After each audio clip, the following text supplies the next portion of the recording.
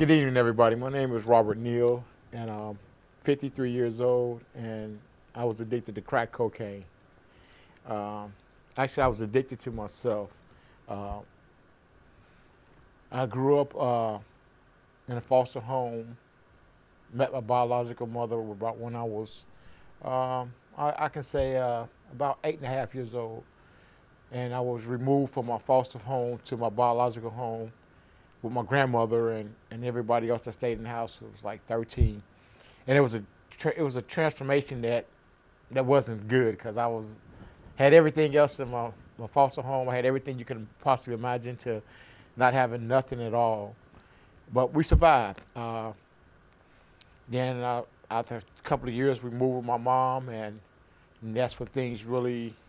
When I got introduced to a lot of things in the household. Um, my mom, them they partied a lot, and that was alcohol in the house. There was marijuana, weed, as we called it. We called it back then weed, and I became acquisitive of it. And after almost witnessed my mother get shot 5 times by her husband, I didn't actually see it, but I heard it, and so things started at a young age. Uh, Me not knowing who I am. So from there, mom survived that. She survived the ordeal. She survived being stabbed 27 times with an ice pick by her husband's girlfriend. Uh, Numerous car wrecks. She survived the overdose of trying to take her own life, and she's still here today, y'all. So she's a very strong lady, and I recall one time that she can understand why I was caught up in the grip of addiction. And she was like, "You got my blood in you, you stupid mother sucker." So that sticks with me today. Well, from there, I started recreational, smoking weed, drinking, hanging with the guys, a little clique that we had. And that was normal to us from the neighborhood that I grew up in. Getting high and talking trash, shooting dice is normal for us. So we thought it was okay to do these things, and didn't see anything wrong with it. Uh, from there, when I was 13 and a half years old, I walked into my mom's room, and I seen them doing something, and it was smoke in the air, and instantly my eyes reverted to it, and I wanted to do that. So when I got opportunity, I got with one of my mom's friends. I was 14 years old, and I asked him to show me what they were doing. They called it freebasing back then, smoking cocaine, and so I got introduced to smoking cocaine at age 14. Uh, didn't know where it was going to lead me. I didn't know that me being inquisitive about something would take me on a roller coaster ride for many years, y'all. It took me from being a being productive member of society, I'm gonna put it that way, to not caring basically about anybody, including myself. When I come to find out years later, um, I survived that. And I quit. Was able to graduate high school. Went to the military. Didn't stay long. Was in the reserves. Came home, and things just started. I had the birth of my first child, my daughter, Courtney. I knew I was ready to be a parent, but unfortunately, me wanting to live the lifestyle that I lived wasn't gonna allow me to be the father I thought I would be for her. Started selling weed and doing things and hitting licks, and next thing you know, that I was on the outside looking in with my baby's mama, and so I said it was cool. I was somewhat of I ain't gonna say a player, but somewhat of uh, I'm trying to find the right words for it. I was cool in my own imagination. So it wasn't a problem me finding a girlfriend. So when one said one, I was always having another one that I can go to and start another relationship with. Which come found out years later that would put hindrance between me and my daughter's mom. So besides that, I was introduced to crack cocaine in the year 1989. 1988, I got married to a lady that I really didn't know. I did it so I wouldn't be so-called living in sin, and got hurt at my job, and things just started falling off from there. Had a very good job with Goodyear, making a lot of money, supporting my family, my wife and her daughter, and my two kids at that time, and and it started off, just recreation of putting it in. They call it lace and putting it in weed and getting the buzz. But in the back of my mind, I wanted to go back to doing what I was 14 of, seeing that smoke fill up in that glass uh, pipe, as they called it. And So in '89, it wasn't none of the. It wasn't. I got introduced back to it again. It wasn't no pipes like what that I was used to. It was, they called them straight shooters, antennas and whatever else people were using the smoke crack cocaine with. And I thought that I was being mindful, but it didn't happen right away. Like I said, it started with smoking the weed with the crack in it, lacing it up, and the way I was doing it, people say you might well smoke it. So, and I started, and the roller coaster, I call the way my substance is. I got caught. I went to Butterland, and I couldn't leave Butterland. Butterland would let me in, but it wouldn't let me out. And what I mean by that, I mean I got caught up in the grips of the disease of addiction for many years, smoking cocaine, smoking crack, not being there, not being responsible, not holding a job, not being there for my child. That I had another child in 1998, and my youngest child, Tyler, and I promised his mom that I would be there, but in the back of my mind, I didn't know that I couldn't fulfill that promise. Uh, I called myself moving to a different state. I moved to Baltimore, Maryland, and it was there too. Cocaine was there too, and I started, and I was trying to conceal it for the girl I was dating up there. I was engaged to someone, and I was trying to conceal it from her, and the only way I could think of conceal it was to come back home and for Christmas vacation, and went to penitentiary for the first time for child support. 1996, 97. Went to penitentiary for non-payment of child support uh, for the first time, and get out and call myself, being productive again, and that urge kicked in, and I let go, and I let go to the urge, and I went back to using again, and it happened again and again. I went to penitentiary again for non-support of child support for the second time, and I come home for 11 months and was on a good track, and decided to pick up again, and wow, it's like the same vicious cycle all over again. I found myself doing more things than I was expecting, like getting paid, not paying any bills, would leave home and stay in the streets. Would find somebody's house to basically take over. I would go in and I would become the head of their household, since I know drugs would come in there, and then I could work my hand good as I want to go out and cop the drugs and come back and still have some and keep it going. And I wound up going into a lot of turmoil with doing that. So not paying any bills and not being there, being there for the birth of my child, but the next day he don't see me till 2 months later, till after he's 2.5 months years old, uh, and I'm expecting everything to be okay. But I'm grateful that I survived it, y'all. I survived being shot at. I've been stabbed.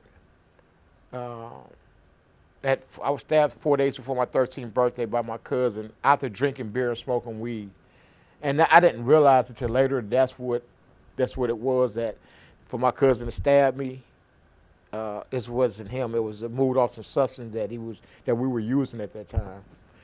So like and so far as you can tell, like I've been through a lot of adversity in my life, uh, all surrounded about drugs and alcohol. I call it the disease of addiction, which I didn't find this out until I started studying up on it in 2009. I made it a point that I didn't want to disappoint God anymore, or myself, or my kids, and I decided to make a change. 2009, went into a facility called the Joseph House. And it's a facility for veterans it's a treatment facility for veterans. And I knew that I didn't want to get high anymore, y'all. I knew I didn't want to lie anymore. I knew I didn't want to try to be big, bad, tough guy anymore. I wanted to change a life, and God gave me an opportunity to do that. Right in the heart of Cincinnati, y'all. Right in the heart of the OTR over the Rhine. He preset me in this place that's right there where I was the king of my jungle at. That was my jungle out there where I call it getting high. All those places, OTR, Avondale, Winton Terrace, Commonsville, you name it, Lincoln Heights. There was my jungles, y'all, and I thought I was a superstar in my own imagination, cause I didn't look the part like I used sometimes. To myself, I did. Sorry, but I didn't look the part, so it was easy for me to conceal my addiction. I thought that I was concealing it, and but when I made that transformation, I found out about reservations, disease of addiction. And I didn't know where I would be at, but I knew I didn't want to use anymore. I knew I didn't want to lie to anybody. I didn't want to come up with a lie to tell you to keep me from you, to keep me, to be able for me to keep using y'all. So 2009, I made that decision. March 21st, 2009, I decided I didn't want to use anymore, and I went 90 days in this facility. I phased up to from treatment to dang, I forgot the name of it. Well, I phased up and I was allowed to go out, and I got involved with the program. And I wanted to become a good father. I wanted to know the tools how to become a father, which was going to be hard because my kids were grown. Most of them were grown, and they hated me. My kids truly hated me, y'all. But I didn't know. I loved them, but I didn't show them the love and the support that they needed growing up. Disappointment after disappointment. But I love my kids, but they didn't know that I loved them the way I loved them. And so I wanted to know how to become a better father. So I joined the fatherhood program. And I'm grateful that God, he created that program for us, y'all. It's a program run by the Tower House for men and women that's seeking to become better fathers, better uncles, better brothers, sons. And it allowed us to tap into some things that we had hidden from childhood. So with that, I've been clean, like I say, since 2009. Haven't found a reason or excuse to come up with a bright idea to screw my life up again. Today, let's see, where am I at today? I'm happy. I have a lot of joy in me, y'all, and I share this with everybody that I can, whether it's in my meetings, the fellowship, NA fellowship, Super Seeds program, the Tower House fatherhood program. And I told you that my kids hated me. Well, this year, June 4th of this year, I was awarded the Father of the Year award through the Tower House, and the only way that could have happened is because of my kids, said it was okay for me to be honored. I'm in my kids' life today. I'm a father. I'm a dad. I am there for them today. In fact, I'm going on the road this Saturday to go see my daughter play basketball. My kids, I love them, I have 3 biological kids, and I have 5 other kids, 2 from my wife. I have my wife just recently married, and I have 2 from another relationship that I helped raise within these last 9.5 years, being clean. So today's journey is very awesome, y'all. I encourage you, if you're struggling, like I used to struggle with my mind, my thoughts, of not wanting to tell anybody what was going on with me, I encourage you seriously to open up and tell somebody how you feeling. Don't keep it a secret anymore. I come to find out we're only sick as our secrets allow us that we keep. Find somebody that you look up to, or may not look up, that you want to confide in. Go to a meeting. I used to didn't think meetings were for me, until I heard this. Somebody told me the story. It was a town that was flooded. It was a flood coming in, and they was telling everybody they needed to evacuate. And so this one guy that came to, they was going around. They got in the Jeep and they was going around. Get in. We're gonna take you to safety. He waved them off. Y'all go ahead. God gonna save me. So the water started rising. Tank comes up. I take that back. A boat comes up. They pulled up to his house. They said, "Come on, get in. We're gonna take you to safety." He waves them off. Go ahead. God is gonna save me. So the water got up and he went up to his roof and the water was rising. The helicopter flew over and threw the ladder down. They said, "Climb up. We're gonna take you to safety." He waves them off. Go ahead. Go ahead. God is gonna save me. So the water started rising and it got up to his neck and he looked up to the sky and said, "God, I thought you was gonna help me." He heard a voice say, "I sent you 3 people and you sent them away." So with that, y'all, I'm saying is, God sent me a lot of people to help me, and I kept pushing them away. I wouldn't allow people to know who I was. So until I had that revelation of that I was tired, I was sick and tired of being sick and tired of being sick and tired, y'all. I didn't want to go to penitentiary anymore. I didn't want to be running from house to house, sleeping on somebody's couch with bed bugs, rats running around the house, and had my own home. I was tired of that, leaving my house, that I had my own apartment, that was comfortable, to go down to the jungle and then be living amongst all that. I didn't want to go take the chance of getting shot at no more. I didn't want to take a chance of being, I didn't want to live the type of life that I was living using. So I'm encouraging you, seriously, from the bottom of my heart, y'all, it's a better way today. You don't have to use, no matter what, you don't have to use. I kind of found out rule number 1. You follow rule number 1, you're going to have success. Rule number 1 is no matter what, just don't use. Rule number 2 is no matter what, just don't use, y'all. Rule number 100,000, no matter what, just don't use. Just don't use. I know it sounds hard because you're caught up in the grips of the addiction. I know the disease tells you, don't even pay me no attention. But I encourage you, reach out. Tell somebody. Don't be afraid. Don't be shameful to say, "Well, I got a problem. I don't know how to stop. I don't know how to stop using. I don't know how to stop lying. I don't know how to stop selling what's the name." No matter what, tell somebody, y'all. Get the help that you need. It's right there. You might not believe it. You might not like what the person got to say to you back, but try. Just try and open up. And tomorrow will be a better day for you. I'm a living witness, y'all. I went from being in penitentiary and jails to, I go inside of them now. We take kids inside of the Justice Center on tours and show them. It's not a scared straight program, but it's a way of showing them what can happen of making one bad decision or making multiple decisions, where you can wind up at.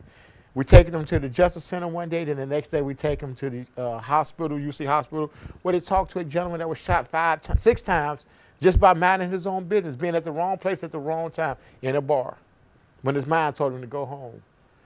And we also take them to a college. So we give them an opportunity to see living a life of crime would be like and living a life of what going to school would look like, y'all. So today is good. Today is a good day.